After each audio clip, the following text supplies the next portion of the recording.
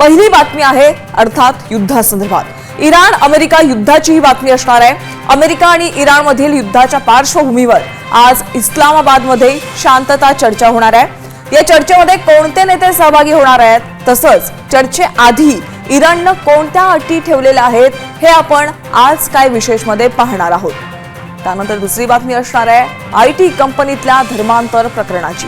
IT company धर्मांतर प्रकरणात आता केंद्रीय तपास यंत्रणांची एंट्री होण्याची शक्यता आहे। ही बातमी देखील आपण आज काय विशेषमध्ये अगदी सविस्तरपणे जाणून घेणार आहोत।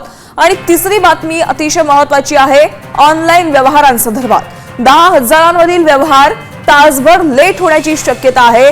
तर या संदर्भामध्ये आरबीआयने नेमका कोणता निर्णय घेतलेला आहे आणि कोणता निर्णय घेण्याची शक्यता आहे हे देखील आपण आज काय विशेषमध्ये पाहणार आहोत।